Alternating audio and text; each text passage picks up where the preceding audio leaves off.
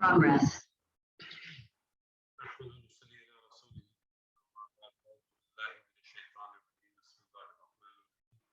رب اشرح لي صدري ويسر لي امري واحلل عقدة من لساني يفقهوا قولي ربي يسر ولا تعسر وتمم بالخير اللهم اجعلنا من الذين امنوا وعملوا الصالحات وتواصوا بالحق وتواصوا بالصبر اللهم ثبتنا عند الموت بلا اله الا الله امين يا رب العالمين.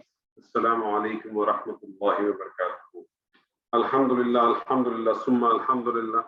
سورہ لقمان کا مطالعہ کر رہے ہیں، سورہ لقمان کی رکوع کا. سورہ لقمان کی اس رکوع کی بہت امپورٹنس ہے، اور کتنی امپورٹنس ہے اس کو اس بات سے اندازہ کر لیں کہ اللہ سبحانہ و تعالیٰ نے لقمان کی ان وصیتوں کو یا ان جو لقمان نے اپنے بیٹے سے کی وہ اللہ سبحانہ و تعالیٰ کو اتنی پسند آئی، اتنی عزیز ہوئی کہ اللہ سبحانہ و تعالیٰ نے اسے قرآن کا حصہ بنا دیا، اور رہتی دنیا تک لوگ اس کا مطالعہ کرتے رہیں گے، اس کو پڑھتے رہیں گے، اور اس سے علم حاصل کرتے رہیں گے، اس سے ہدایت حاصل کرتے رہیں گے. سیدنا لقمان نے پہلی چیز کہی کہ شکر کے حوالے سے بات کی، جس میں ہم بات کر چکے، شرک کے حوالے سے بات کی، اور پھر ان بٹوین اللہ سبحانہ و تعالیٰ نے والدین کے حقوق کے بارے میں بات کی. یہ ایک بہت ہی بڑا لیندی سبجیکٹ ہے، بہت ہی ٹچی سبجیکٹ ہے. انسان کے اوپر اللہ کے بعد سب سے بڑا حق اس کے والدین کا ہے، اس لیے کہ میں نے جیسے پہلے بھی کہا تھا کہ آپ کا ایک بہت ہی چھوٹا کردار ہے، ایک رول ہے انسان کو وجود میں لانے کا، اور وہی اس کے وجود میں آنے اور پرورش پانے کا ذریعہ بنتے. تو جب اللہ سبحانہ و تعالیٰ نے اتنا اہتمام کے ساتھ والدین کے ساتھ اچھے سلوک کی بات کی، سورہ انعام پڑھیں تو وہاں یہ ہمیں پتہ چلتا ہے کہ والدین کے ساتھ اگر اچھے سلوک سے بھی کم کوئی چیز کی تو حرام کی طرف سے. اللہ تعالیٰ کہتا ہے کہ میں تمہیں بتاتا ہوں، قل تعالوا اتل ما حرم علیکم، تم پر کیا تمہارے رب نے حرام کیا.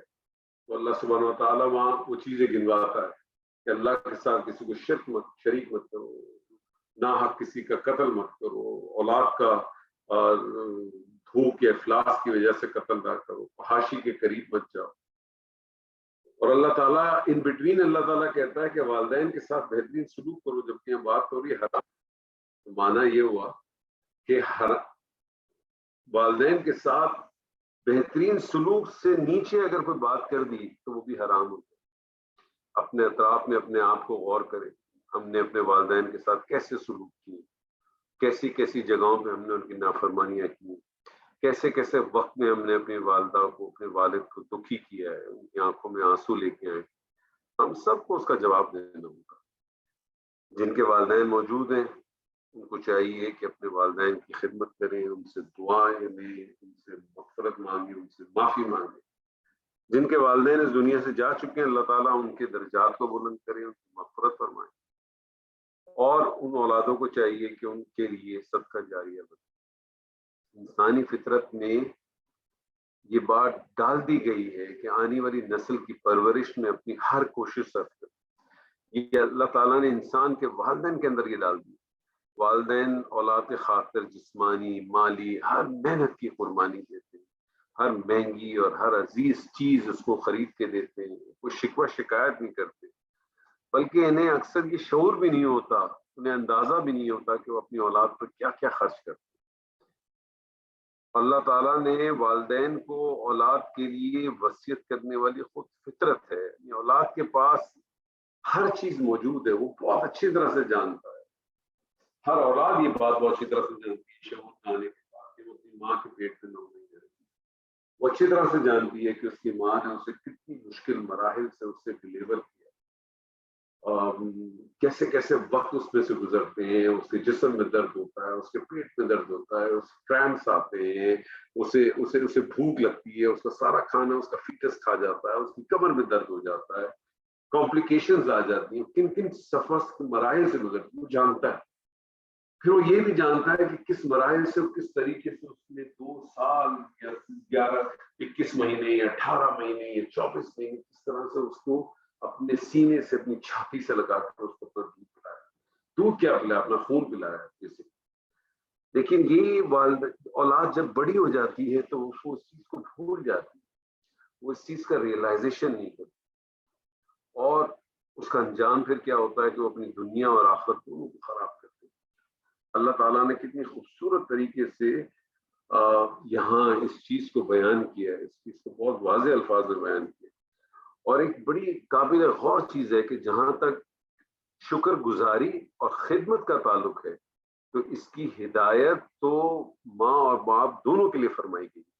اب یہ دیکھیں ان آیات کے اندر جب وہ آیت جو اسٹارٹ ہوتی ہے وہ اسی طرح سے ہوتی ہے نا، وَوَصَّيْنَا الْإِنسَانَ بِوَالِدَيْهِ، اور آخر میں بھی پھر یہ آیت جب کلوز ہوتی ہے تو اسی طرح سے ہوتی ہے نشکر لی وَلِوَالِدَيْكَ، یعنی شروع میں وصیت میں بھی والدین کا ذکر ہے، اور جب شکر کی بات کی تو وہاں بھی والدین کا ذکر ہے، لیکن جب قربانیاں اور جان فشانی کی بات آئی تو صرف ماں کی گنوائی، باپ کی کسی قربانی کا حوالہ نہیں ہے۔ کیوں؟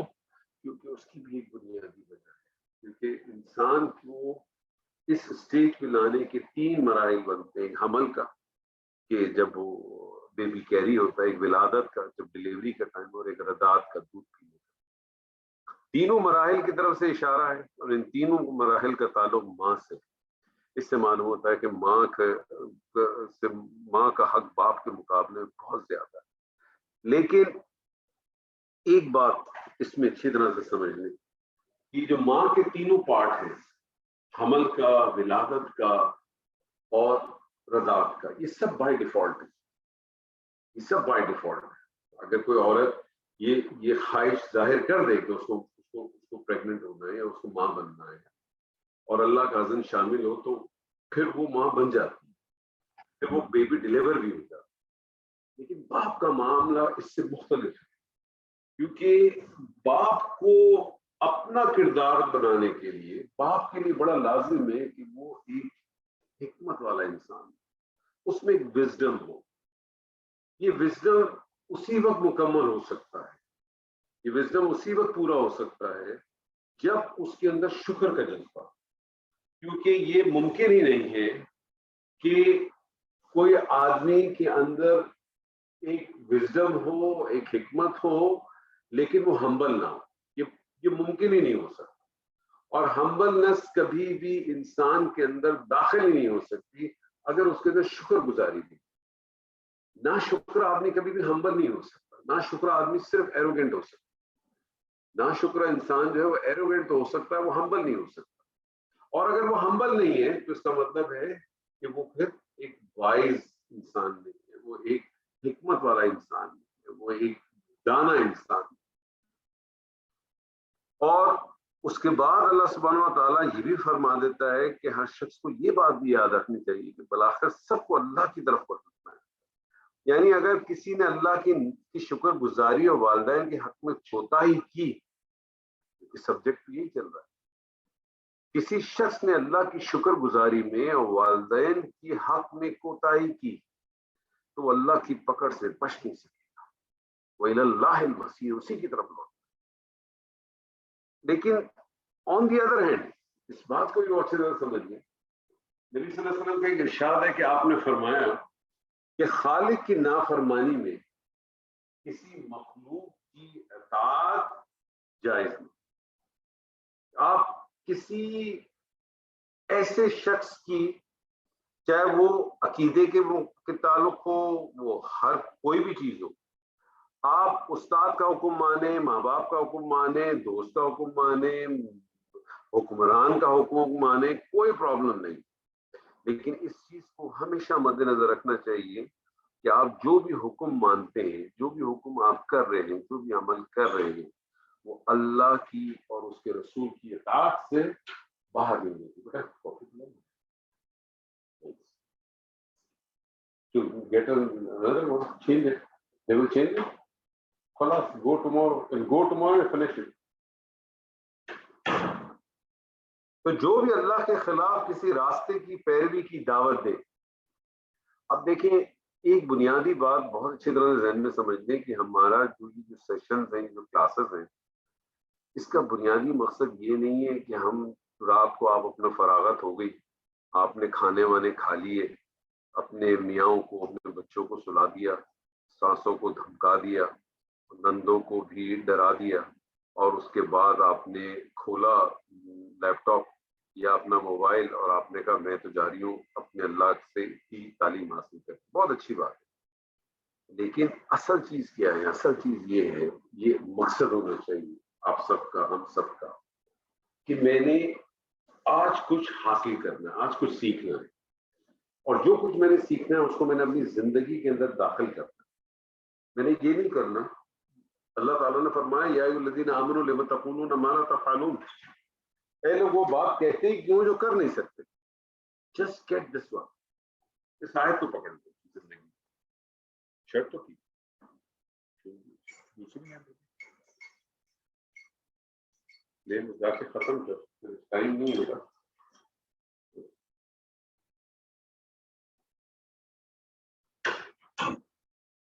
تو ہونا یہ چاہیے کہ اس آیت کو پکڑ لیں آپ اپنی زندگی، کہ میں نے کوئی بھی ایسی بات کہنی نہیں ہے جو میں کر نہیں سکتا.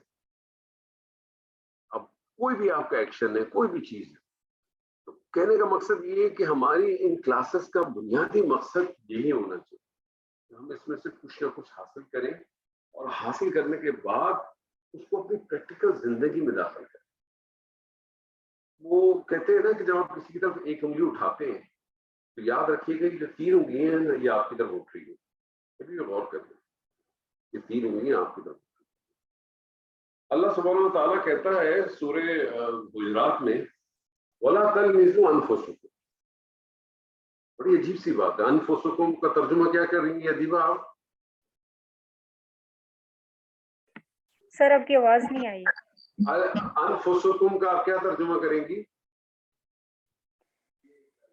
انفسکم کا تمہاری جانیں. تمہاری جانیں. اللہ تعالیٰ کہہ رہا ہے وَلَا تَلْمِزُوا أَنفُسَكُمْ، تم اپنی جانوں کا مذاق نہ اڑاؤ. عجیب سی بات نہیں؟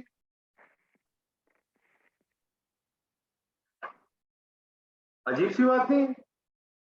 اللہ تعالیٰ کہتا ہے وَلَا تَقْتُلُوا أَنفُسَكُمْ، تم اپنی جانوں کو قتل مت کرو. عجیب سی بات نہیں؟ اپنی جانوں کو کون قتل کرتا ہے؟ اپنا مذاق کون اڑاتا ہے؟ تو یاد رکھ لیں اللہ تعالیٰ یہ بات کیوں کہتا ہے. اللہ تعالیٰ یہ بات اس لیے کہتا ہے ہر انسان میں کوئی نہ کوئی عیب ہے. کوئی بھی انسان عیب سے خالی نہیں ہے. صرف یاد رکھیے گا انبیاء ہوتے ہیں جو معصوم ہیں، باقی کوئی شخص بھی عیب سے خالی نہیں ہے. کوئی نہ کوئی کمزوریاں، بشری کمزوریاں اس میں ہے ہی ہیں. بشر پتہ ہے کسے کہتے ہیں؟ ہم کہتے ہیں نا بشر کسے کہتے ہیں پتہ ہے آپ کو؟ انسان کو، بندہ انسان کو گھوڑا کیوں نہیں کہتے؟ انسان کو جو ہے وہ شیر کیوں نہیں کہتے؟ بشر کیوں کہتے؟ بشر کہتے ہیں ایسی مخلوق کو جس کی کھال نظر آئے. بشر کسے کہتے ہیں؟ لیکن یہ کچھ ایسے فلیورز ہیں جو میں انشاءاللہ کوشش کرتا ہوں میں اپنی ہر کلاس میں لوگوں کو. بشر کسے کہتے ہیں؟ جس کی ایسی مخلوق کو جس کی کھال نظر آئے. مجھے بتائیں انسان کے علاوہ کوئی ایسی مخلوق ہے جس کی کھال نظر آتی ہے؟ نہیں، کسی کی کھال نظر آتی ہے. اس لیے اس کو بشر کہتے ہیں. انسان اللہ تعالیٰ نے کوئی بھی انسان جو ہے نا اس میں کوئی نہ کوئی کامی ہے، کوئی نہ کوئی خامی ہے. اللہ تعالیٰ آپ سے کہتے ہیں وَلَا تَلْمِزُوا أَنفُسَكُمْ، تم کسی کے عیبوں، تم اپنے عیبوں کو مت نکالو. کیا مطلب؟ جب تم کسی کے عیب نکالو گے تو لوگوں کی تمہاری عیب پہ نظر ہے، لوگ تمہارے عیب نکالیں گے. تو اگر تم چاہتے ہو کہ تمہارے عیب نہ نکلے تو تمہیں کیا کرنا چاہیے؟ تمہیں کیا کرنا چاہیے؟ دوسروں کی عیب پوشی، پردہ ڈالنا چاہیے. اگر آپ صلی اللہ علیہ وسلم کی حدیث سے آپ نے فرمایا کہ جس شخص نے کسی مسلمان کی دنیا میں پردہ پوشی کی، اللہ سبحانہ و تعالی اس کی دنیا اور آخرت دونوں میں پردہ پوشی کرے گا. سبحان اللہ. اب ہمارا معاملہ کیا ہوتا ہے؟ ارے پتہ ہے نگہت کیا ہو گیا، کل وہ آئی تھی عائشہ، مجھے تو بڑا برا لگا، اس نے ایسا ایسا کر دیا، اور خیر ہمیں کیا، جو ہو بہتر ہو. سب کچھ آپ نے کر لیا، سارا کام کر دیا، اور آخر میں کہا ہمیں کیا، اللہ انہیں ہدایت دے. ارے اللہ انہیں تو ہدایت دے دے گا، لیکن آپ نے بھی کام کیا، اس کے بارے میں کیا خیال؟ اس کے بارے میں کیا؟ تو بات ساری یہ ہے کہ ہمیں ان چیزوں پہ غور کرنا چاہیے، چیزوں کو دیکھنا چاہیے۔ اللہ سبحانہ تعالیٰ نے ان آیات کے اندر کہا کہ تم اطاعت اور شکر گزاری کے اوپر اللہ تعالیٰ نے یہ تو کہہ دیا کہ جب شکر گزاری کا معاملہ آ جائے یا والدین کا حقوق کا معاملہ آ جائے،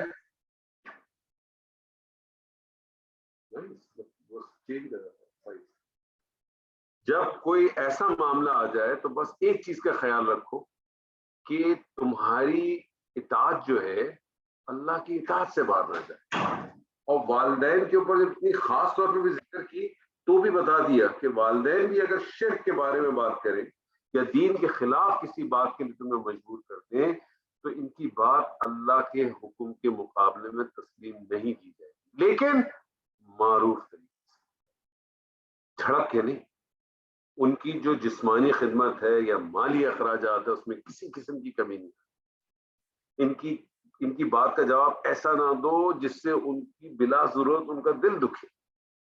دین کے علاوہ دوسری باتوں میں ان کی کامل اطاعت کی جائے، دین کے علاوہ ان کا ادب اور احترام کرو، ان سے محبت اور شفقت سے سلوک کرو۔ وہ ساری باتیں بنیادی باتیں ہیں اور اس میں سے کوئی ایسی بات نہیں ہے جو ہمیں بائی ڈیفالٹ ہماری فطرت کے اندر داخل نہیں ہے۔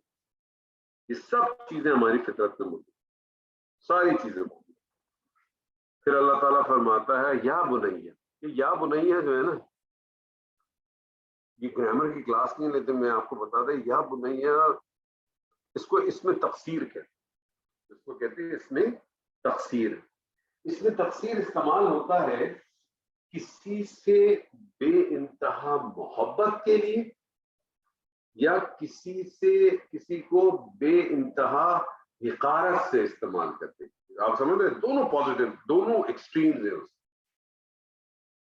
یہ اس میں تقصیر استعمال ہوتا ہے کسی سے بے انتہا پیار لاڈلا پن دکھانے کے لیے یا کسی سے بے انتہا حقارت یا چھوٹا پن دکھانے۔ یا بنیہ، اے میرے پیارے بیٹے، اے میرے گوگلو بچہ، اے میرا پپو، اے میرا دلارا، کیوں ٹرانسلیشن لانا چاہے، اے میرے چھوٹے بیٹے، اے میرے پیارے بیٹے۔ اور یہ یا بنیہ کا لفظ جو ہے وہ آپ کو سورہ یوسف میں ملے گا۔ سورہ یوسف میں بھی جو ہے سیدنا یعقوب کہتے ہیں نا اپنے بیٹے کو، یا بنیہ لا تقصص رؤیاک علی اخوتک فیکیدوا لک کیدا۔ اے میرے پیارے بیٹے، اپنے خواب کو اپنے بھائیوں کے ساتھ ذکر مت کر، نہیں تو تیرے ساتھ تدبیر کریں گے۔ پتہ نہیں آپ لوگوں نے اس آیت کو کیسے سمجھا ہے اور کیا سمجھا ہے، لیکن اس آیت میں بہت خزانہ ہے۔ بہرحال یا بنیہ، اے میرے پیارے بیٹے، اے میرے بہت ہی لونگ بیٹے، گلے میں حق کر کے یا کچھ کر کے، انہا ان تکو مثقال حبہ من خردل فتکن فی صخرۃ او فی السماوات او فی الارض یاتی بہ اللہ ان اللہ لطیف خبیر۔ اے میرے بیٹے، بے شک وہ اگر ہو ایک رائے کے دانے برابر اور پھر وہ کسی سخت چٹان میں ہو۔ صخرہ کہتے ہیں بہت بڑے پتھر کو، صخرہ کہتے ہیں بہت بڑے پتھر کو، یعنی آپ سمجھے چٹان نہیں ہوتی، چٹان بہت بڑی چٹان۔ اللہ تعالیٰ کہتا ہے اگر کوئی رائے کا دانے کے برابر بھی کوئی چیز اگر ایک بہت بڑی چٹان میں ہو، اور پھر وہ چٹان ہو کدھر، آسمانوں میں ہو یا زمین میں ہو، یعنی اتنی بڑی کائنات ہے، 7 آسمان ہے، سما نہیں کا سماواتی کا جمع کا صیغہ ہے، 7 آسمان میں کہیں نہیں ہو سکتا۔ آپ سوچیں اتنی بڑی کائنات ہے، اس کائنات میں کوئی اتنا بڑا کوئی پتھر ہے، چٹان ہے، کہاں ہے کچھ نہیں پتا، اور اس چٹان کے اندر ایک رائے کا دانہ ہے، ایک رائے کا دانہ۔ اللہ تعالیٰ یہ قدرت رکھتا ہے کہ اس کو باہر نکالے۔ پھر وہی دیکھیں 2 صفات اکٹھی آ رہی ہیں، ان اللہ، یقیناً اللہ، لطیف خبیر۔ لطیف کو ڈیفائن کرنا بہت مشکل ہے، میں آپ کو لطیف کو ڈیفائن نہیں کر سکتا، کوشش کرتا ہوں۔ لطیف آپ سمجھیں کہ جس کو انسان کے احساس ادراک ہی نہ کر سکتے، وہ اتنا باریک بھی ہے، اور وہ اتنا باریک بین بھی ہے اور ساتھ ساتھ وہ جتنا باریک بین ہے اتنا ہی وہ بہت ہی پریسائز اینڈ پریسیشیس ہے. یعنی مثال کے طور پہ اگر یہ ریموٹ جو ہے یہ میں کسی پہلوان کے ہاتھ میں دے دوں تو وہ اس کو ایسے فولڈ کر کے توڑ سکتا موڑ کے, ٹھیک ہے, کیونکہ اس کو بہت طاقت ہے اور اپنی طاقت کو کنٹرول نہیں کر سکتا. لیکن اللہ سبحانہ و تعالیٰ کی قوت کا یہ اندازہ ہے کہ وہ اس کے ساتھ اس طرح سے برتاؤ کرے گا کہ یہ ٹوٹے گا بھی نہیں, اور اس میں سے جو چیز اللہ چاہے گا اس کو باہر بھی کر دے. یعنی ایسی چیز جس کا میں اور آپ ادراک نہیں کر سکتے. جس طرح سے سورہ نام میں اللہ تعالیٰ فرماتا ہے نا, لا تدرکہ فی الابصار وہو یدرکہ الابصار. کوئی ادراک ہی نہیں کر سکتا اللہ کو. یعنی میں اور آپ اللہ کو سوچ ہی نہیں سکتے. دیکھنا تو بہت دور کی بات ہے, میں اور آپ سوچ بھی نہیں سکتے کہ اللہ کیسا ہو. ہم ادراک ہی نہیں, ہمارے میں اندر وہ قوت ہی نہیں ہے, ہمارے اندر وہ قوت ہے ہی نہیں کہ ہم کر سکیں. آپ کو معلوم ہے کہ قیامت کے روز جنتیوں کے لیے جو سب سے بڑا انعام ہوگا وہ کیا ہوگا, وہ اللہ کا دیدار کریں گے. آپ کو کیا لگتا ہے یہ دیدار کیسے ہوگا, کیسے ہوگا وہ دیدار؟ جی عائشہ, کیسا ہوگا وہ دیدار؟ کیسے, مطلب کیا آپ کے تصور میں کیا آتا ہے؟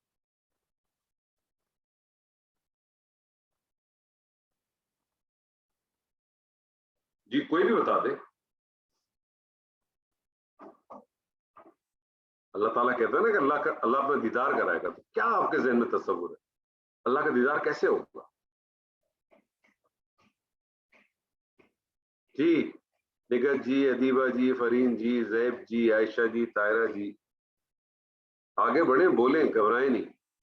عید جیسا. عید جیسا اس کو میں کیسے سمجھاؤں؟ مطلب عید تو آپ دیکھ لیتی ہیں, عید میں کیا ہوتا ہے؟ مجھے تو عید میں کوئی چیز نظر نہیں آتی سوائے اس کے کہ سونا بھی پڑتا ہے اور لوگوں سے ملنا بھی پڑتا ہے. سورج یا چاند کی معلوم. ہاں مطلب آپ سمجھے, اللہ سبحانہ و تعالیٰ کو آپ ایسے دیکھیں گے جیسے آپ چاند کو دیکھیں. ہاں جی. ہوگا یہ کہ دیکھیے انسان جو دنیا میں ہے نا اس کی بصیرت بہت لمیٹڈ ہے. وہ آگے کا دیکھتا ہے تو پیچھے کا نہیں دیکھ سکتا, پیچھے کا دیکھتا ہے تو دائیں نہیں دیکھ سکتا, دائیں دیکھتا ہے تو بائیں نہیں دیکھ سکتا, بائیں دیکھ سکتا تو اوپر نہیں دیکھ سکتا, اوپر دیکھتا تو نیچے نہیں دیکھ سکتا. لیکن اس دن جو ہے وہ آپ کے جو پردے ہیں بصارت کے وہ کھول کے ہٹا دیے جائیں گے, پھر آپ کو بہت ساری چیزیں بہت ڈفرینٹ طریقے سے نظر آئیں گی. آپ کو پتا ہے کہ کہتے ہیں نا کہ جب انسان کا آخری وقت آتا ہے تو اس کی بصارت کو کھول دیا جاتا ہے, اسے نظر آتا ہے کہ وہ کہاں جاتا ہے. اسی لیے آپ سورہ نازعات پڑھیں تو آپ کو پتہ چلے گا کہ فرشتے جو لوگ تھوڑے سے برے یا غلط کاموں میں ہوتے ہیں وہ ان کی روح نکلنا نہیں چاہتے, تو فرشتے جو ہیں ان کی پشتوں پہ مار کے اس کی روح کو باہر نکالتے. وہ بھاگ رہا ہوتا ہے, ہمیں نظر آ رہا ہوتا ہے نا کہ اس کی جان نہیں نکلتی, نظر آ رہا ہوتا ہے نا ہمیں. بعض دفعہ ایسا ہوتا ہے نا, آپ آتی ہوں گی کہ دیکھو فلانے جو ہے وہ کتنے عرصے سے تکلیف میں, اللہ اس کی مشکل آسان کرے. کتنے افسوس کی بات ہے, بڑے فخر سے کہتے ہیں اللہ اس کی مشکل آسان کرے. ان ادر ورڈز ہم کہتے ہیں اللہ اس کو موت دے دے. ہماری نظر میں مشکل آسان کرنا یہی ہے نا کہ اللہ اس کو اٹھا لے, ایسے ہی ہے نا. ہم بڑے فخر سے کہتے ہیں وہ جی بڑا بس دعا کرو اللہ بس اس کی مشکل آسان کرے, کیونکہ ہم تو تھک گئے ہیں اس کی خدمت کر اللہ اس کو موت دے دے.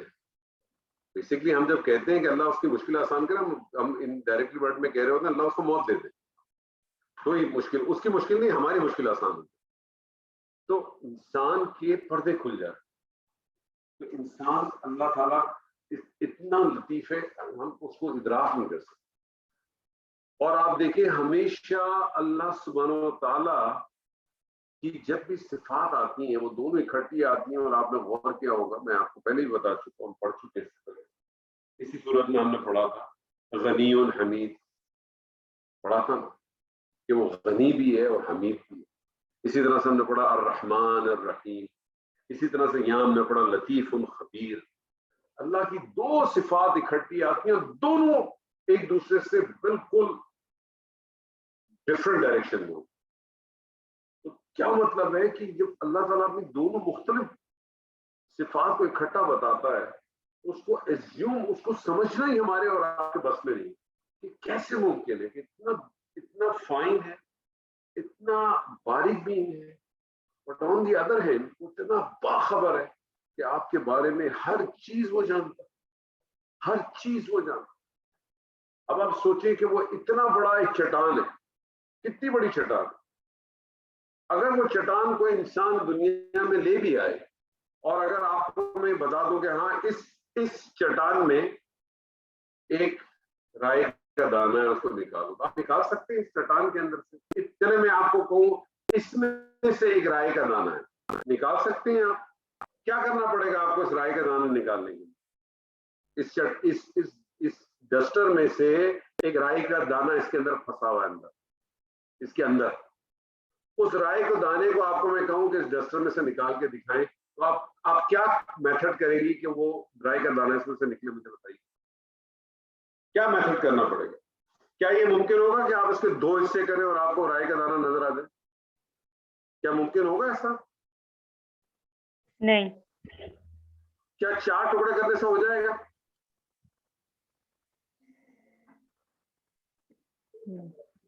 نہیں سر جی، نہیں سر. 8 نو. نو سر. 10 نو 20 نو. 100 ٹکڑے کرنے سے ہوگا؟ ناممکن ہے سر. 500 کرنے سے ہو جائے گا؟ مجھے سر جی رائے کا دانا تو نظر آنا بھی مشکل ہے نا سر. اس میں سے رائے کا دانا نکالنے کے لیے مجھے اس ڈسٹر کے رائے کے دانے کے برابر پہلے ٹکڑے کرنے، اس رائے کے دانے کے برابر ٹکڑے کرنے پڑیں گے، پھر میں وہ رائے کا دانا نکال. اور اس میں بھی مجھے گارنٹی نہیں ہے کہ جب میں ٹکڑے کر رہا ہوں تو پتہ چلا رائے کا دانا بریک ہو جائے. ایسے ہی ہے نا؟ جی جی جی سر. ہاں جی. اللہ سبحانہ و تعالی لقمان نے اپنے بیٹے کو دوسری وصیت کیا کہ اللہ سبحانہ و تعالیٰ کے علم غیب کی وسعت بیان فرمائے، اور اس کی وسعت بھی نہیں فرمائی، اس کی قدرت بھی ہے کہ علم غیب یہ کو یعنی کہ تم کوئی چھوٹا کام کرو، اعلانیہ کرو یا کئی پردوں میں چھپ کر کرو. پہلی بات تو یہ یاد رکھ لیں، میں آپ سے اگر ایک سوال پوچھوں کہ خلوت سمجھتے ہیں کسے کہتے ہیں؟ خلوت کسے کہتے ہیں؟ سر جی خلوت پوچھ رہے؟ تنہائی کو. تنہائی. اور جلوت جو دکھائی دے جو چیز. مجھے بتائیے آپ کی زندگی میں خلوت میں کب کب رہی ہے؟ بڑا مشکل سوال پوچھ لیا میں نے. آپ اپنی سر جی خلوت میں جانے کا موقع ہی نہیں ہے. خلوت میں جانے کا سر جی موقع ہی نہیں ملا. کیوں؟ کیونکہ گھر والے ہوتے ہیں. مطلب آپ کو کبھی آج تک موقع ہی نہیں ملا خلوت میں جانے کا؟ ایسے تو ہوتا ہے سر کہ کبھی کبھی چلے جاتے ہیں، کیونکہ کبھی جب بہت زیادہ یا کسی سے دل بہت وہ ہو جاتا ہے، مطلب ہم کبھی بہت زیادہ ڈپریس ہو جاتے ہیں تو تنہائی میں جانا مطلب خلوت میں جانا. اچھا، کبھی ایسا بھی تو ہوگا کہ کبھی آپ کے بیوی بچے، آپ کے بچے، آپ کا میاں، آپ کی ساس، آپ کی بہنیں کوئی بھی گھر پہ نہ ہو، کسی کام سے چلے جائیں تو بھی تو خلوت ہو سکتی ہے. ہاں یہ بھی ہوتا ہے جب بالکل گھر میں آپ اکیلے ہو. ایسا ہو سکتا ہے نا بھائی، ہو جی سکتا ہے آپ بہت کے دفعہ میاں ہوتا کام پہ چلے گئے، بچے آپ کے اسکول کالج یونیورسٹی چلے گئے، ٹھیک ہے، ہے. جی سر. تو خلوت ہی خلوت ہے نا. تو میری بات پہلے تو یہ یاد رکھنے کہ انسان کبھی بھی خلوت میں آ ہی نہیں سکتا. پوچھے کیوں؟ کیوں سر؟ کیونکہ 2 فرشتے تو ہر وقت آپ کے ساتھ، ہاں کرامن کاتبین تو ہر وقت موجود ہے، تو خلوت تو ہے ہی نہیں کوئی چیز.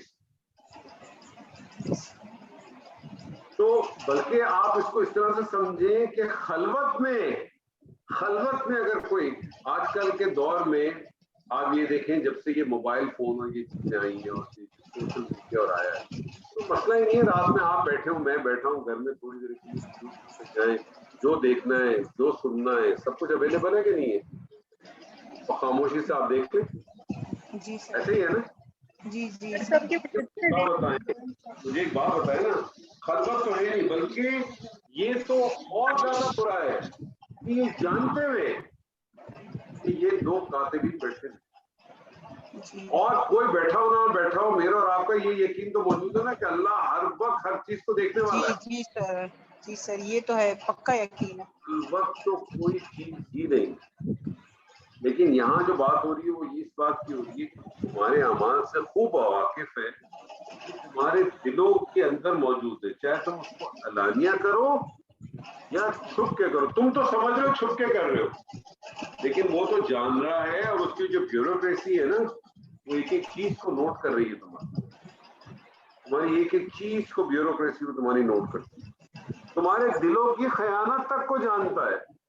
بلکہ سورہ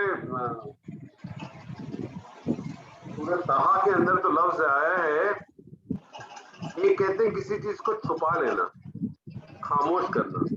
ایک ہوتا ہے کہ ایک ایسی چیز ایک چیز ایسی جو آپ نے لوگوں سے چھپائی ہوئی ہے, ٹھیک ہے. مثال کے طور پہ کہ بر صغیر میں پاکستان میں ایک بڑا مسئلہ ہے کہ بہت سارے لوگ دوسری شادی کر لیتے ہیں لیکن چھپا دیتے ہیں, ہے نا, چھپا کے کر لیتے ہیں, پھر اچانک پتہ چلتا ہے دوسری بھی ہے.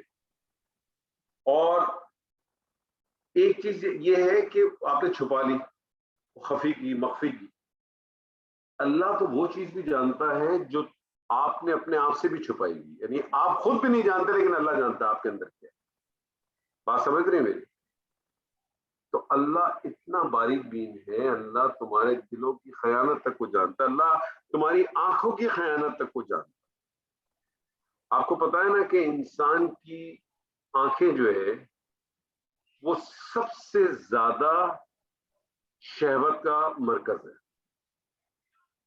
اور جب ہم لفظ شہوت استعمال کرتے ہیں وہ اچھی چیز کے لیے استعمال نہیں کرتے, وہ ہم اس وقت استعمال کرتے ہیں لفظ شہوت جب ہماری دل کی نیت سامنے والے کے لیے اچھی نہ ہو, تو ہم کہتے ہیں کہ اس کی شہوت خراب ہے. تو اور اسی لیے آپ دیکھیں سورہ نور میں اللہ تعالیٰ نے حکم یہ دیا کہ اپنی نظروں میں سے, اللہ نے یہ نہیں کہا اپنی نظریں جھکا لو, اگر اپنی نظریں جھکاؤ گے پھر تو تم سڑک پہ چل ہی نہیں سکتے. اپنی نظروں میں سے جھکا لو, یعنی اپنی نظروں میں سے ان چیزوں کو جھکا لو, ان چیزوں سے اپنی نظریں جھکا لو جو چیزیں تم کو منع کی. ہم نے بڑا لگایا ہوا عجیب سی بات کرتے ہیں, نظریں جھکا کے چلنا. نظریں جھکا کے آپ چلیں گے تو آپ چل کیسے سکتے ہیں؟ آپ تو گر جائیں گے, آپ تو کسی چیز سے ٹکرا جائیں گے. نظریں جھکا کے چلنا کیوں ہے؟ اپنی نظروں کو بچا کے چلنا ہے. کن چیزوں سے؟ جن چیزوں کے بارے میں روکا گیا, جن چیزوں سے روکا گیا ان چیزوں سے نظریں بچا کے آپ کو چلنا. تو آپ, اللہ تعالیٰ تو تمہاری آنکھوں کی خیانت کو بھی جانتا. آپ کسی محفل میں چلے جائیں, آپ کسی شادی میں چلے جائیں, آپ کسی آفس میں چلے جائیں, آپ کسی کالج میں چلے جائیں, آپ کسی ہاسپٹل میں چلے جائیں, آپ کسی دوسری جگہ پہ چلے جائیں, آپ کسی مارکیٹ میں چلے جائیں, کسی سپر مارکیٹ میں چلے جائیں, آپ کو ہو سکتا ہے کہ آپ کو ہو. اور یہ شہوت جو ہے آنکھوں میں, یہ صرف مردوں کی نہیں آ سکتی, یاد رکھیے گا. یہ عورتوں میں بھی اتنی آ سکتی جتنی مردوں میں آئی, کہ اللہ تعالیٰ نے بنایا دونوں کو ایک ہی طرح کا ہے. یہ دونوں اللہ تعالیٰ نے مرد اور عورت کو ایک ہی فارمیٹ میں بنایا ہے, ایک ہی چیز سے بنے نہیں, ایک ہی طریقے کی چیزیں. بس فرق یہ ہے کہ اللہ تعالیٰ نے ڈفرینٹ پوائنٹس رکھے. دونوں کے 100/100 نمبر ہیں دونوں کے, لیکن دونوں کے کوشچنس ڈفرینٹ ہیں اور دونوں کے کوشچنس کی مارکنگ ڈفرینٹ ہے. یہ یاد رکھیں, مرد اور عورت اللہ سبحانہ تعالیٰ نے سب برابر بنائے. کسی مرد کو کسی عورت پر فوقیت حاصل نہیں ہے, اور نہ ہی کوئی عورت جو ہے وہ کسی مرد کے نیچے ہے.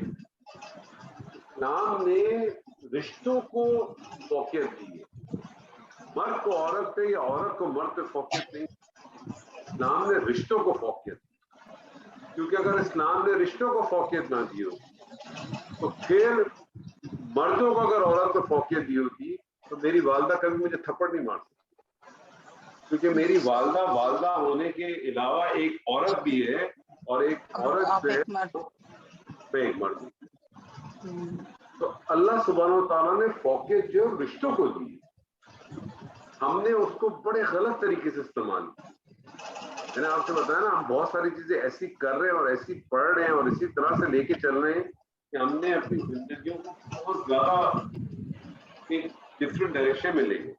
نبی صلی اللہ علیہ وسلم کی حدیث ہے، آپ نے فرمایا کہ 3 لوگوں کی بدعا. ایک بات یاد رکھ لیجیے گا، ہم اردو میں کہتے ہیں نا دعا اور بدعا، عربی زبان میں دعا ہو یا بدعا ہو اس کے لیے ایک ہی لفظ استعمال ہوتا ہے، دعا. اگر دعا اچھی ہوگی تو اچھی دعا، نہیں تو بری دعا. نبی صلی اللہ علیہ وسلم نے فرمایا کہ 3 لوگوں کی بدعا قبول نہیں ہوگی چاہے وہ کعبے کا غلاف پکڑ کے بھی مانتے. کون ہے وہ 3 شخص؟ پہلا شخص وہ ہے کہ جو کسی کو قرضہ دے اور اس کو لکھے نہیں. کسی کو قرضہ دے اسے لکھے نہیں. قرضہ لینے والا قرضہ دینے سے انکار کر دے، قرضہ واپس دینے سے یا مکر جائے، اور وہ شخص اس کے لیے بدعائیں کرتا رہے کہ اللہ اس کو غارت کرے، اس نے میرے پیسے کھا کے. اللہ اس کی دعا قبول نہیں کرے گا. کیوں؟ کیونکہ اللہ نے حکم دیا ہے کہ یا ایھا الذین آمنو، جب اے لوگوں جو ایمان لائے ہو، اذا تبایعتم بالدین، جب تم کسی کو قرضہ دو، فاکتبوہ، بس لکھ لیا کرو اس سے. اور اللہ نے صرف یہ نہیں کہا لکھ لیا کرو، اللہ نے کہا گواہ بھی لائے. دوسرا وہ آج کل تو شخص، اسی سے رشتے خراب ہو رہے ہیں. اب میرا سوال ہے نا آپ سے، اگر کوئی شخص آپ سے کہے، مجھ سے اگر کوئی شخص کہتا ہے کہ یار مجھے 50,000 روپے دو، تو میں کہتا ہوں دے دو، پیپر لکھ لو. کہتا ہے آپ کو مجھ پہ اعتبار ہے، میں کہتا ہوں مجھے آپ پہ بالکل اعتبار ہے، لیکن یہ حکم ہے اللہ، آپ کو پرانی ماننا چاہیے، یہ حکم ہے اللہ کا، تو میں اس طرح سے کروں گا، میری آپ سے کوئی اور ڈیمانڈ نہیں. اور اگر وہ کہے کہ نہیں پھر آپ رہنے دیں، چھوڑیں، آپ احسان نہ کریں، بولے جزاک اللہ خیر، اللہ آپ کو کوئی پرابلم نہیں. کیوں گھبرا رہا ہے وہ لکھنے میں؟ کیا اس کی نیت میں کھوٹ ہے؟ نیت میں کھوٹ ہے تبھی وہ نہیں لکھ رہا نا. جی سر، نیت میں کھوٹ ہے تبھی نہیں لکھ رہا. اگر نیت میں کھوٹ نہ ہو تو کبھی بھی انکار نہیں کرے گا لکھنے سے. دوسرا وہ شخص جو کہ نادان ہے، بے وقوف ہے، اور آپ یہ جانتے ہیں کہ وہ نادان ہے، وہ بے وقوف ہے، اور آپ اس کے ساتھ کوئی مالی معاملہ کرتے ہیں اور اس مالی معاملات میں آپ کو نقصان ہوتا ہے اور آپ اس کو پوچھتے بدعائیں دیتے. اللہ اس کی بھی قبول نہیں کرے گا، کیونکہ اللہ نے کہا ہے کہ جو نادان لوگ ہیں ان کے ساتھ ذرا احتیاط. تیسرا وہ شوہر یا بیوی جو ایک دوسرے سے تنگ ہے بالکل، لیکن پھر بھی اپنی زندگی گزار رہے اور ایک دوسرے کو کوس رہے. یہاں کہہ رہا ہے میری زندگی برباد ہو گئی، شوہر بیوی کہہ رہی میری زندگی برباد ہو گئی، میں تو اولاد کی وجہ سے بھگت رہی ہوں. اللہ ان کی بھی کوئی بدعا قبول نہیں کرتا، کیونکہ اللہ تعالیٰ نے واضح طور پہ کہا ہے کہ اگر تم سے نہیں بن پاتی تو کوشش کرو صلح ہو جائے، اور اگر صلح نہیں ہو پا رہی ہے، آپ کے کوئی ایسے معاملات لگ رہے تو بس ایک معروف طریقے سے ادا کرو. یہ جو ہمارے ایک تصور بیٹھا ہوا ہے نا کہ اللہ تعالیٰ کو سب سے زیادہ ناپسندیدہ کوئی حکم ہے وہ طلاق ہے، تو اللہ کو اگر ناپسندیدہ ہوتا تو طلاق کے بارے میں اللہ تعالیٰ اتنے انسٹرکشن کیوں دیتا؟ یعنی کہاں سے ہم لے کے آتے ہیں کہانی کہ نبی صلی اللہ علیہ وسلم نے فرمایا کہ اللہ کے نزدیک سب سے ناپسندیدہ فرض عمل ہے طلاق دینا. اللہ نے تو ایسی کوئی بات نہیں کی، اللہ نے تو بتا دی ہے. اللہ نے کہیں ایک جگہ نہیں کہا کہ ناپسندیدہ عمل، اللہ نے بتا دیا کہ آپ کوشش کرو. پہلے اللہ نے کہا کہ بیچ میں کسی میڈیٹر کو بٹھاؤ، لیکن اگر چیزیں ریزالو نہیں ہوتی تو چھوڑ دو. اور اسی حوالے سے میں آپ کو ایک بات اور بتا دوں کہ بیوی اور شوہر کے درمیان صرف ایک ہی چیز ہے جو بیوی کی ہے، جانتے ہو کیا ہے؟ وہ ہے اس کا اپنا دودھ. جو اس کا دودھ ہے، وہ جو دودھ اپنے بچے کو پلاتی ہے، اگر وہ چاہے تو اس کی اجرت مانگ سکتی ہے اپنے شوہر سے کہ میں نے یہ دودھ پلایا ہے، اس کی اجرت دو. اس کے علاوہ کوئی چیز اس کی نہیں. تو بہرحال ہمارے ساتھ معاملہ یہ ہے کہ ہمارے پاس قرآن کی آیات آتی ہیں، ہمارے پاس قرآن کی ایکسپلینیشن آتی ہیں، ہم اسے پڑھتے ہیں، ہم اسے سنتے ہیں، ہم اسے سمجھتے بھی ہیں، ہم اسے لوگوں کو بیان بھی کرتے ہیں. لیکن بدقسمتی سے جب وہ اپلائی کرنے کا وقت آتا ہے اپنے اوپر جی تو سر پھر نہیں کرتے ہیں. ہم پیچھے ہٹ جاتے ہیں, ہم نہیں کرتے. نہ کرنے کی دو ہی وجوہات ہیں. سب سے پہلی وجوہات یہ ہے کہ ہمیں اس آیت پہ یقین ہی نہیں, کیونکہ اگر اس آیت پہ یقین ہو تو پھر تو کوئی مسئلہ ہی نہیں. اللہ تعالیٰ لقمان اپنے بیٹے سے کہتے ہیں کہ جو بھی کام کرو, جو میسج ہے وہ کیا ہے, سوچ سمجھ کے کرو, اللہ سے ڈر کے کرو. اس کی قدرت کا یہ عالم ہے کہ رائے کا ایک دانہ کسی تاریکیوں میں پڑا ہو, کسی بڑے بڑے پتھروں میں چٹانوں میں پڑا ہو, اللہ میں یہ طاقت ہے کہ اس کو وہ دوں کا تو حاضر کر دے. تو تمہارا ایک ایک گناہ, ایک ایک چیز, تمہارا عمل تمہارے سامنے حاضر ہوگا. سورہ بنی اسرائیل میں تو ہے نا, اقرا کتاب, پڑھ تو اپنی کتاب, کفا بنفسک الیوم, کافی ہے تیرے لیے آج. انسان جب دنیا میں آتا ہے تو جب سورہ مومنون پڑھیں تو اس میں آپ کو پوری ایمبرولوجی, یعنی جو بچہ پریگننسی سے لے کے ڈلیور تک کا پورا پروسیس اللہ سبحانہ و تعالیٰ نے 4 آیات میں بتایا. پوری ایمبرولوجی اللہ تعالیٰ نے 4 آیات میں بتایا. اور نبی صلی اللہ علیہ وسلم کی ایک بڑی معروف حدیث ہے, آپ نے اس میں فرمایا کہ جب بچہ جان, اس کے اندر جو جان ہوتی ہے, جب وہ 120 دن کا ہو جاتا ہے تو پھر اس کے اندر جو ہے وہ جبریل آ کے روح ڈال دے. تو پہلے اس میں صرف جان ہوتی ہے, پھر جان کے بعد اس میں روح بھی آ جاتی ہے, اور اس کے ساتھ ساتھ اس کے بارے میں لکھ دیا جاتا ہے, اس کا تمام رزق لکھ دیا جاتا ہے. لکھ دیا جاتا ہے کہ وہ نیک ہوگا کہ وہ بد ہوگا, کیسے حالات ہوں گے, اور یہ بھی لکھ دیا جاتا ہے کہ وہ جنتی اور دوزخ, ساری چیزیں لکھ دی جاتی ہیں. لیکن یاد رکھیے گا کہ ایک چیز ایسی ہے جو آپ کے لکھے کو مٹا سکتی ہے. وہ کیا چیز ہے جو آپ کے لکھے کو مٹا سکتی ہے؟ وہ کیا چیز ہے؟ دعا. اور دعا کب قبول ہوتی ہے؟ جب انسان اللہ کے ساتھ اپنا ایک تعلق بنتا ہے. اللہ کے ساتھ آپ کا تعلق بنتا ہے تو آپ کی دعا جو ہے نا وہ بہت کچھ کر جاتی ہے. بات آپ کے ساتھ کہنے کی ہے کہ اللہ سبحانہ تعالیٰ نے لکھ دیا ایک شخص کے بارے میں کہ یہ جہنمی, اللہ تعالیٰ نے یہ لکھ دیا جہنمی ہے, یہ اللہ تعالیٰ نے اپنے علم سے لکھا ہے. لیکن میرے ساتھ اللہ تعالیٰ جو معاملہ کرے گا وہ اپنی اس لوح محفوظ پہ لکھی ہوئی کتاب سے نہیں کرے گا, بلکہ کس سے کرے گا؟ اقرا کتابک, پڑھ تو اپنی کتاب. ہمارے اس گروپ میں ماشاءاللہ 30-35 پارٹیسپینٹس ہیں, لیکن ہماری اس کلاس میں جو ہے وہ چند ایک ہی آتے, 7-8-9 جتنے بھی لوگ آتے ہیں, اپنا وقت گزار کے آتے ہیں, اپنا وقت نکال کے آتے ہیں, چھٹی کو مصروفیات چھوڑ کے آتے ہوں گے. ہو سکتا ہے آپ میں سے کچھ ایسے بھی ہوں کہ کلاس سے پہلے کوئی بحث مباحثہ بھی کر کے آتے ہیں. آپ کے شوہر بھی کہتے ہیں کیا تم نے ٹوپی ڈرامہ لگایا ہوا, روز جناب اٹھایا کاغذ پینسل ہو جا کے پتہ نہیں کیا کیا بیٹھ کے. یہ بھی پاسبل ہو سکتا ہے, بہت ساری چیزیں ہو سکتی ہیں. اللہ سبحانہ و تعالیٰ یہ ساری چیزیں دیکھ. ایک آپ ہے, اپنا وقت نکالا, آپ آئے. بہت سارے ایسے لوگ جنہوں نے وقت ہی نکالا, ہو سکتا ہے اس وقت کوئی پاکستانی ڈرامہ دیکھ رہا ہو سکتا ہے کوئی اس وقت سیاست کی کوئی نیوز دیکھ رہا ہو سکتا ہے کوئی اس وقت کوئی اسپورٹس چینل دیکھ رہا ہو سکتا ہے اس وقت کوئی قرآن بھی پڑھا, ہو سکتا ہے کوئی اس وقت کوئی دوسری اچھے کام نہیں کر رہا, ہو سکتا ہے کوئی اس وقت کوئی برے کام میں بھی پڑھا. ساری چیزیں ممکن ہیں. اللہ سبحانہ تعالیٰ نے راہیں میری آپ سب کے لیے کھلی دی.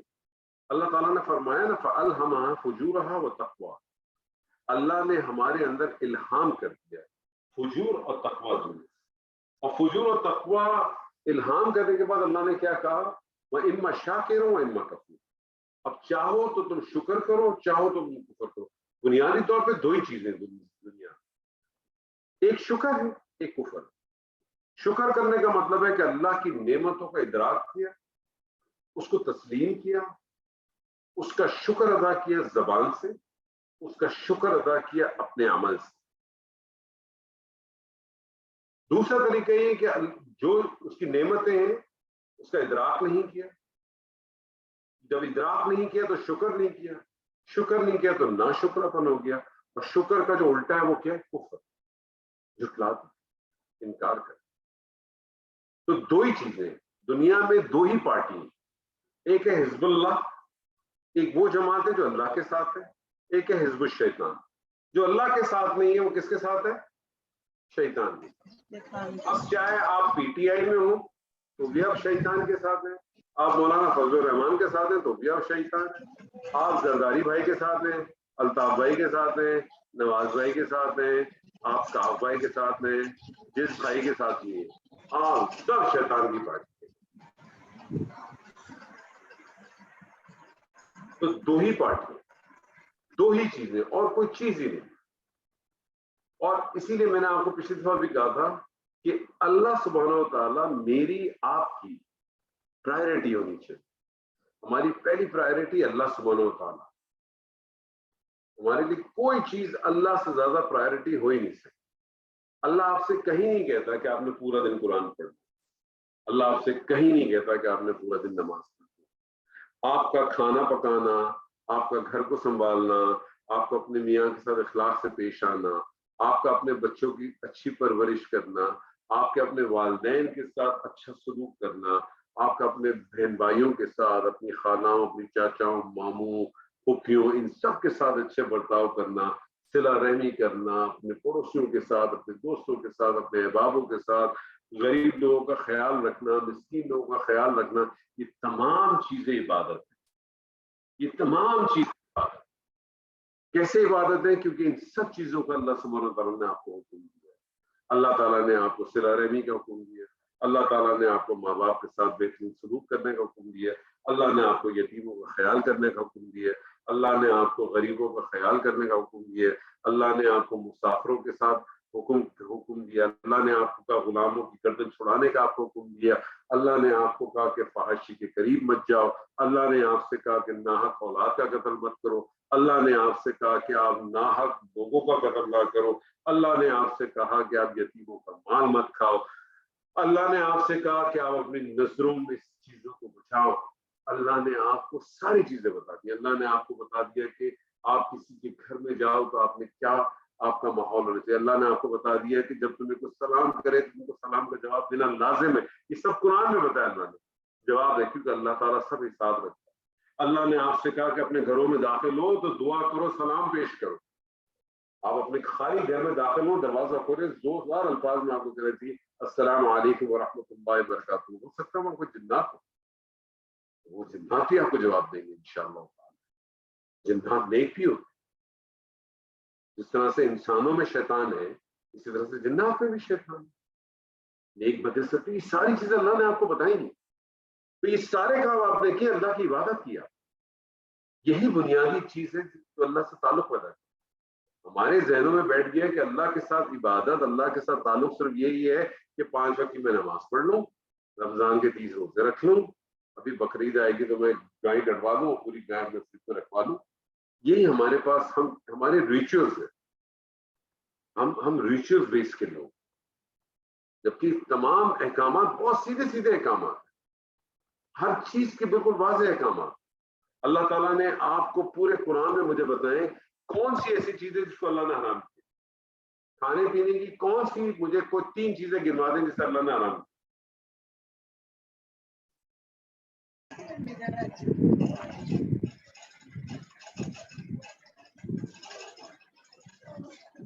جی مجھے کوئی 3 چیزیں گنوا دیں جیسے اللہ نے حرام کیے.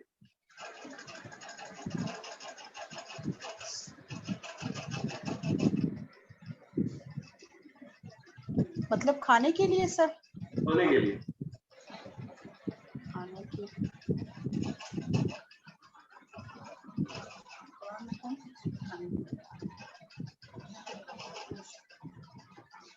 سر سور کا گوشت صرف کھانے کے لیے حرام ہے, باقی کوئی چیز حرام نہیں.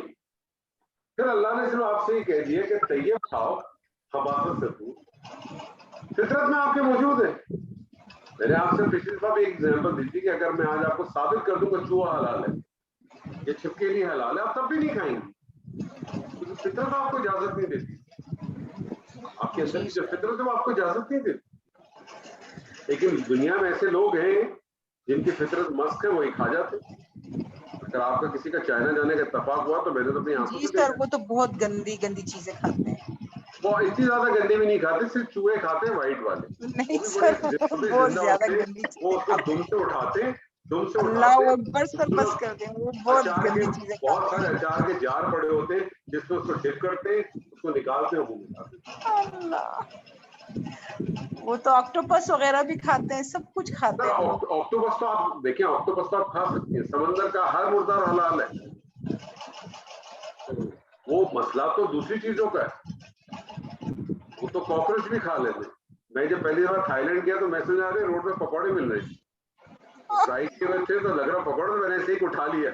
تو میرے ساتھ جتا, اس نے کہا کیا کر رہا ہے کام, نہیں تو یہ تو کاکروچ ہے.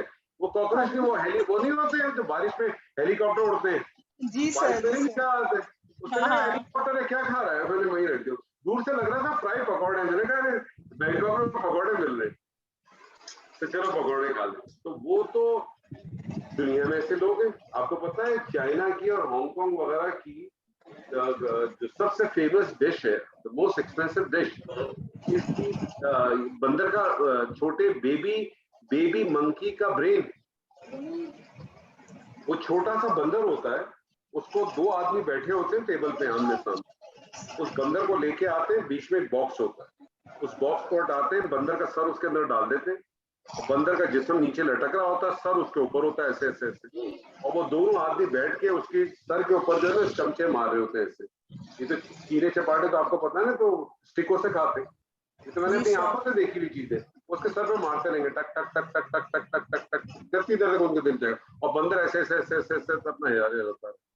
5-10-15 منٹ کے بعد وہ اشارہ کرے گا, وہ آئے گا وہاں سے ویٹر, اس کے پاس اتنا بڑا بلیڈ ٹائپ کا چھری ہوگی, وہ اس کے سر پہ ایسے مارے گا, اس کا اوپر کا اسٹریپ جو ہے وہ باہر نکل آئے گا, اور وہ جس چمچ سے ٹک ٹک ٹک ٹک کر رہے تھے, اب اسی سے برین کھاتے.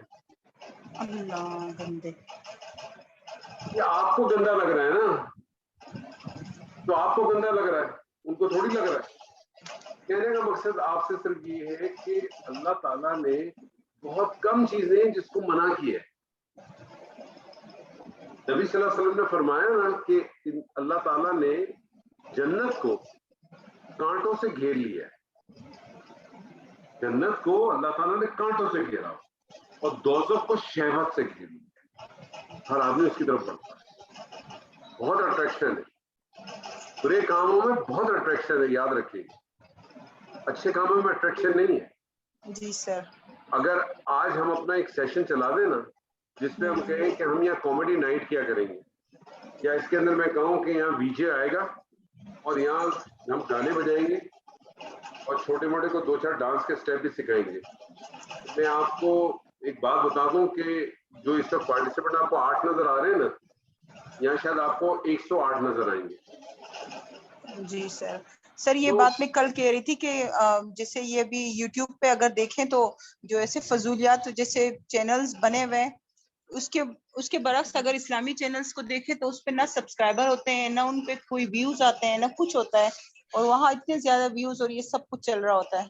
وجہ ہے نا, دیکھیں اس کی وجہ ہے, اس کی وجہ آپ یہ سورہ لقمان کا اگر آپ پہلا رکوع پڑھیں گی تو یہ رکوع ہے انٹرٹینمنٹ کے اوپر. پہلا جو رکوع ہے اس کا جو مین تھیم ہے وہ انٹرٹینمنٹ ہے. اور انٹرٹینمنٹ میں کون لوگ انوالوڈ ہوتے ہیں مجھے بتائیں, ینگ جنریشن ہوتی ہے. اسی لیے دیکھیں سیکنڈ پارے کے اندر, سیکنڈ رکوع کے اندر جو بات خطاب ہو رہا ہے وہ کس سے ہو رہا ہے, ینگ جنریشن سے ہو رہا ہے نا. جی سر. آپ کسی کو وصیت یا نصیحت کس کو کرتے, اسی بیٹے کو کر کرتے رہا ہے, ہیں. مطلب وہ جنریشن ہے. نہیں, آپ بیٹا یا بیٹی چھوڑ دیں تھوڑی دیر کے لیے, آپ کسی کو نصیحت یا وصیت کرتے ہیں, کس کو کرتے ہیں, جو سوچ بچار رکھتا ہو, جو سمجھدار ہو, اسی کو کریں گے نا. تو ایک ینگ جنریشن کو کی جا رہی ہے. بیسکلی بات بنیادی یہ ہے کہ ہم جو کچھ پڑھتے ہیں اس پڑھائی کو اپنی زندگی میں داخل نہیں کر پاتے. اس پڑھائی کو اپنی زندگی میں داخل اس لیے نہیں کر پاتے کہ ہم ہر وقت ڈرتے ہیں.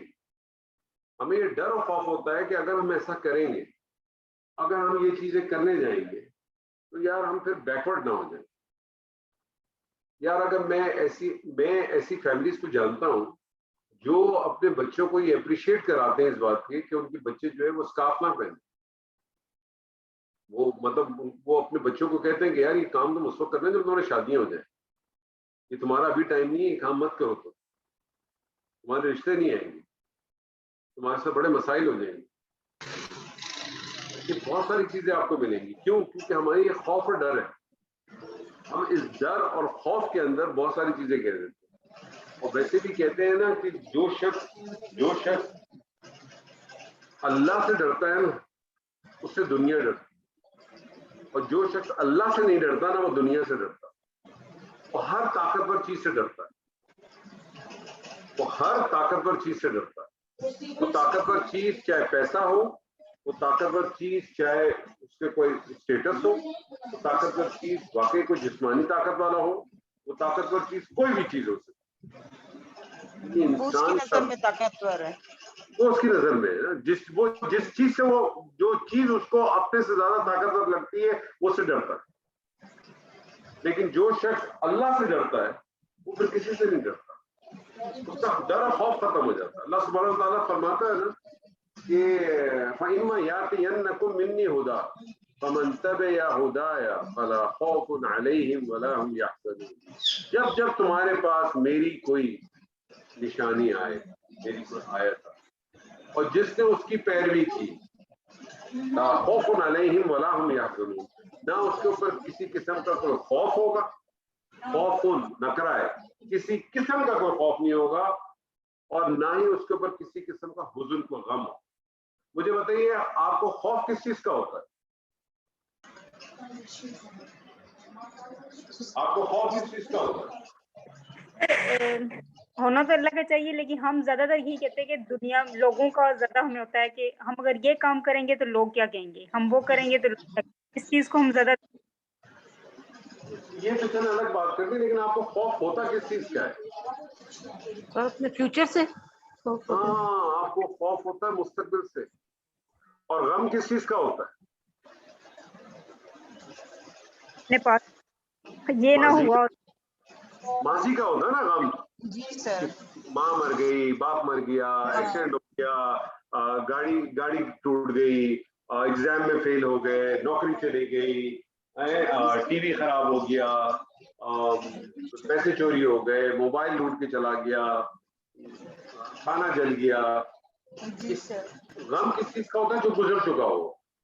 اور خوف کس چیز کا ہوتا ہے؟ جو آنے والا ہوتا ہے. آنے والا. کہیں میری نوکری نہ چلی جائے، میری بچیوں کی شادیوں کا کیا ہوگا، ہائے ہائے اگر اللہ مجھے اور زندگی دے، میری بچی کا بھی بہت چکی ہے، اس کا کیا ہوگا. تو کامن چیز ہے نا، بڑے آرام سے ہم کہتے ہیں نا ہائے ہائے اس کی عمر ہی کیا تھی، ابھی اس کے چھوٹے چھوٹے بچے، ان کا کیا ہوگا. کبھی سوچا ہے ہم نے ہم کیا کہہ رہے ہیں؟ ہم یہ چلتے پھرتے شرک کر رہے ہیں کہ جیسے ہم پال رہے تھے، جیسے ہم ان چیزوں کو سنبھال رہے تھے. تو اللہ سبحانہ و تعالیٰ کہتا ہے کہ جب تمہارے پاس میری کوئی نشانی آتی ہے، کوئی آیت آتی ہے، اور جو اس کی پیروی کرتا ہے اس کو اللہ تعالیٰ نے کیا اسٹیٹمنٹ دیا؟ اللہ نے پاسٹ پریزنٹ فیوچر سب کو اس آیت میں بند کر کے دفنا دیا کہ نہ ہی ان پہ کوئی خوف ہوگا، مستقبل کی ان کو کوئی فکر ہوگی، نہ جو ماضی میں گزر گیا اس کی کوئی فکر ہوگی. کیوں؟ کیونکہ اس زندگی میں تو وہ ایک مسافر کے طور پہ آئے. آپ مجھے بتائیے، جب آپ یہاں سے سفر کے لیے گئی تھی، آپ حج پہ یا کسی اور چیز کے اوپر، یا آپ لاہور یہاں سے گئی، یا آپ یہاں سے دبئی گئے، یا آپ کہیں اور دنیا میں گئے، آپ کتنا سامان اپنے ساتھ لے کے جاتی ہیں؟ آپ اپنے ساتھ کیا اپنا بیڈ روم لے کے جاتی ہیں؟ کیا آپ اپنے ساری جویلری لے کے جاتی ہیں؟ آپ اپنی کیا سارا کچن اٹھا کے لے کے جاتی ہیں؟ لے کے جاتی نہیں لے کے جاتی؟ سفر میں آپ کیا کرتی ہیں؟ آپ سفر کے اندر کم سے کم چیزیں، اور وہ چیزیں جو آپ کو وہاں استعمال کے لیے لازمن چاہیے وہی کرتی ہیں نا. اب آج کے دور میں اگر آپ سفر کر رہے ہیں تو پتہ چلا آپ کو ٹوٹل جو ہے وہ 32 کلو الاؤ ہوتا ہے. اس 32 کلو کے اندر وہ میکسیمم 32 کلو میں بھی وہ کہتے ہیں کہ آپ کا بیگ کا وزن 23 کلو سے زیادہ نہ ہو. تو پتہ چلا 23 کلو آپ کا یہ وزن ہوگا، 7 کلو آپ کا ہینڈ کیری ہوتا ہے، تو 30 کلو یہ ہو گیا، اور اس 30 کلو میں ان دونوں بیگ کا اپنا وزن ہوتا ہے 4 کلو. تو آپ سامان کیا لے کے جاتے ہیں؟ 7, 8, 10 کلو سامان لے کے جاتے ہیں نا. تو بیسک نیسیسٹی لے کے جاتے ہیں نا اپنے ساتھ. تو کیوں لے کے جاتے ہیں؟ کیونکہ آپ سفر میں جاتے ہیں، آپ سفر میں جاتے ہیں. اسی لیے اللہ تعالیٰ نے سفر میں آپ کی نماز بھی قصر کر دی، سفر میں آپ کے لیے آپ کو روزہ بھی معاف چھوڑ دیا. کہ سفر میں ہو تو روزہ مت کرنا، بعد میں آ کے پورے کر لینا. چیزیں کی نا اللہ نے آپ کے ساتھ کیا نا معاملہ. یہ جو میری اور آپ کی زندگی ہے، مجھے اور آپ کو اپنی زندگی کیسے گزارنی چاہیے؟ ایک مسافر کی طرح گزارنی چاہیے. دنیا میں بھی ہم سفر، مطلب ایک سفر ہی کر رہے ہیں نا. دنیا میں اردو کا سفر بھی ہے اور انگریزی کا سفر بھی ہے. جی، دونوں سفر ہیں. کیونکہ انگریزی کا سفر ہی تو ہے. وَلَقَدْ خَلَقْنَا الْإِنسَانَ فِي كَبَدٍ، انسان کو تم نے پیدا ہی کیا مشقت میں. جی سر. یقیناً انسان کو تو پیدا ہی کیا مشقت میں. تو اصل چیز یہ ہے کہ وہ اللہ سبحانہ و تعالیٰ ہم سے کہتا ہے، ہم نے اس کے اوپر دھیان دینا ہے، ہم نے اس کے اوپر سوچنا ہے، ہم نے اس کے اوپر اپنے اوپر لانا ہے، اس کے اوپر امپلیمنٹ کرنے کی کوشش کرنا ہے. ہم یہ سوچنا چاہیے کہ یار یہ خلوت والت تو کوئی چیز ہے ہی نہیں. خلوت تو کچھ نہیں ہے، ہر وقت کی خلوت جلوت ہے. کیونکہ کوئی ہو یا نہ ہو، یہ دو تو موجود ہے. اور اگر یہ بھی نہ ہو تو میرا یہ تو یقین ہے نا کہ اللہ سب جانتا ہے، سب دیکھتا ہے. پھر میری خلوت کیسے ہو سکتی؟ تو جب میں اپنے آپ کو ان چیزوں کے لیے تیار کروں، پھر مجھے یہ معلوم ہو کہ وہ میری ایک ایک چیز کو میرے سامنے لے آئے گا. سورہ کہف میں وہ کیا آیا تھا پڑھتے ہیں نا، مالی ھذا کتاب لا یغادر صغیرا ولا کبیرا الا احصاها. یہ کیسی کتاب ہے، اس میں تو کوئی چھوٹی چیز، کوئی بڑی چیز ایسی نہیں ہے جو اس میں شمار نہیں کی گئی. احصاها کہتے ہیں کسی چیز کو شمار کر لینا، گن لینا، کاؤنٹنگ کر لینا. چھوٹی چیز.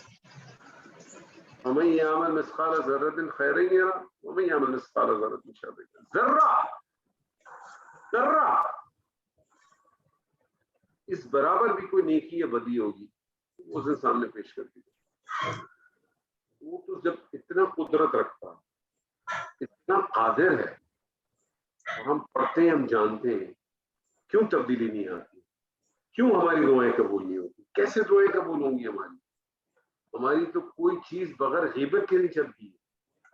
ہمارے دلوں میں بغض بھرے پڑے ہوتے، ہم زبان سے کچھ اور کہتے ہیں، دل ہمارا کچھ اور کہتا ہے، ذہن ہمارا کچھ اور سوچتا ہے، پیچھے ہمارے کچھ اور چل رہا ہوتا ہے، آگے ہمارے کچھ اور چل رہا ہوتا ہے. تو ہم ایک دھوکے والی زندگی اپنے آپ کے ساتھ گزارتے. قرآن مجید دراصل کرتا کیا ہے؟ آپ کا ذہن تو بناتا ہے، آپ کی سوچ ہی بناتا ہے. پورے قرآن کے اندر 6300 سے زیادہ آیات ہیں، لیکن آپ کو صرف چند سو آیات ہیں. میرے خیال میں 99 آیات تو وہی ہو گئی یا ایھا الذین آمنوا، اور اس کے علاوہ جتنی آیت جو ہے وہ کتب اللہ سے آتی، ٹھیک ہے، کتب علیکم سے آتی، کچھ آیات جو یسألونک سے آتی ہیں، کچھ آیات جو قل سے آتی ہیں. ان تمام آیات کو اگر آپ جوڑ لیں تو 200 آیات، ان تمام آیات کو، کیونکہ 99 آیات تو صرف وہی ہے یا ایھا الذین آمنوا، اور اس کے علاوہ میں نے جیسا آپ کو بتایا کہ کتب علیکم یا کتب اللہ یا یسألونک یا قل سے جتنی آیت آتی ہے، ان ٹوٹل آیات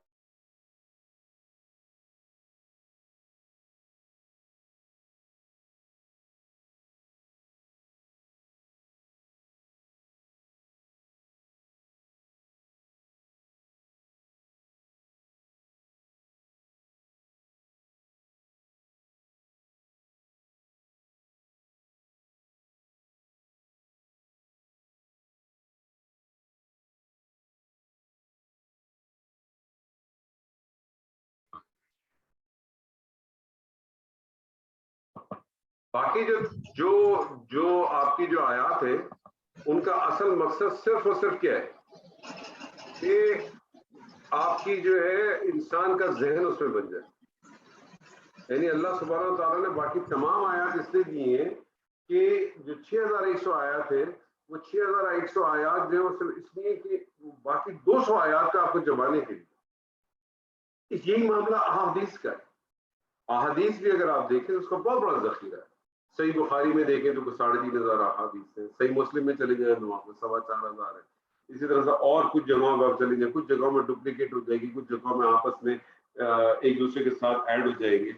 आप तमाम अहादीस को देखिए, सिर्फ सही सही अहादीस को देखिए, ये 7 की अहादीस ले लें और उसमें इमाम मोता की भी को भी ले लें, सबको ले लें, इमाम मोता में तो 725 अहादीस है, जबकि सबसे पहले अहादीस की किताब भी वही है। और मजे की बात है कि 7 में भी नहीं है, उसके पीछे क्या वजूहत है उसको छोड़ दें, वो एक अलग बहस है। तो कहने का मकसद है इन तमाम अहादीस को अगर आप जोड़े तो 10,000 से ज्यादा अहादीस नहीं बनती। वैसे तो लाखों का जखीरा होगा, लेकिन 10,000 से ज्यादा अहादीस नहीं बनती। और उन अहादीस में से भी सिर्फ चंद सौ अहादीस हैं जिसमें नबी सल्लल्लाहु अलैहि वसल्लम ने कुछ करने को या ना करने के बारे में फरमाया। और नबी सल्लल्लाहु अलैहि वसल्लम ने भी जो उन अहादीस में करने या ना करने को फरमाया है, ये वो उनमें से भी 90% या मोर देन 90% वो है जिसका हुक्म कुरान से मिलता है, जिसका हुक्म कुरान से मिलता है। अल्लाह ताला ने कहा चोरी चाहे मर्द करे चाहे औरत करे, अस्सारिकु वस्सारिकतु फक़्तउ ऐदियहुमा, उन दोनों के हाथों को काट दिया जाए। ये हुक्म अल्लाह सुब्हानहू व तआला ने दिया। नबी सल्लल्लाहु अलैहि वसल्लम की भी यही बात मिलती है। तो ये सुन्नत तो बुनियादी तौर पे अल्लाह सुब्हानहू व तआला की है ना, नबी सल्लल्लाहु अलैहि वसल्लम ने इम्प्लीमेंट की।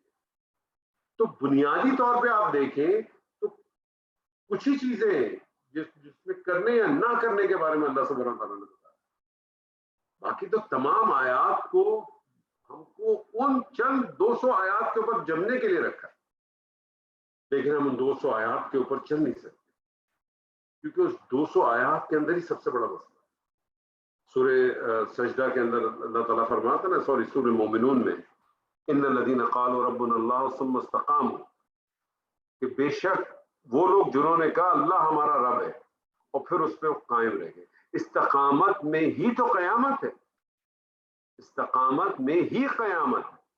इतना आसान नहीं है जितना आसान ये लफ्ज लगता है, कायम हो जाना। नबी सल्लल्लाहु अलैहि वसल्लम के पास एक शख्स आता है और वो कहता है कि अल्लाह के रसूल मैं क्या करूं? तो नबी सल्लल्लाहु अलैहि वसल्लम ने फरमाया कि कलमा पढ़ और उस पर कायम हो जाओ। That's it. आपने ये नहीं फरमाया नमाज पढ़, रोजा रख, हज कर, जिहाद कर, कुछ नहीं कहा। क्यों? क्योंकि अगर उसने कलमा पढ़ लिया और करने को समझ लिया तो सारी चीजें उसमें इंक्लूड हो गई जो इस पूरे सब्जेक्ट के अंदर मौजूद है। तो हमारा भी रवैया यही होना चाहिए कि हम एक आयत पढ़ें, एक चीज पढ़ें, एक चीज को करें, कोशिश करें उसको अपनी जिंदगी में दाखिल करें, अपने लिए भी दाखिल करें, अपने अतराफ में भी करें और एक दावत का काम करें। हर आदमी दावत दे, आप चाहे वो दावत आपने अपनी बहन को देनी है, अपनी बेटी को देनी है, अपनी सास को देनी है, अपनी दोस्त को देनी है, अपने शौहर को देनी है, अपनी सौतन को देनी है, जिसको देनी है दे, और खुले दिल से और साफ दिल से दे। और जब आपकी दावत के ऊपर रिएक्शन आए, जब आपकी दावत पर रिएक्शन दो किस्म का, एक तो ये ना कि जान करके रिएक्शन दिलवाए, नहीं, जब आपकी दावत के ऊपर लोग एतराज उठाना शुरू कर दें तो आप ये समझ जाइएगा कोई ना कोई तो ऐसी चीज है जो किसी को तकलीफ दे। और आप दावत देते ना और सामने आने को एंजॉय करता रहे, मजे लेता रहे, तफरीह लेता रहे, तो समझ लें फिर आपकी दावत नहीं है, फिर वो दावत शीरी है। उससे पाए और नहारी की दावत बस खाते खाते हम बूढ़े हो जाएंगे। अल्लाह ताला से दुआ है कि जो कुछ आज हमने पढ़ा अल्लाह ताला इसमें से हमें खैर हासिल करने की तौफीक अता फरमाए। बारकल्लाहु ली व लकुम फिल कुरानिल अज़ीम व नफ़अनी व इय्याकुम बिल आयातिल हकीम। अस्सलामु अलैकुम व रहमतुल्लाहि व बरकातुहू। वालेकुम अस्सलाम व रहमतुल्लाहि व बरकातुहू। जज़ाकल्लाह।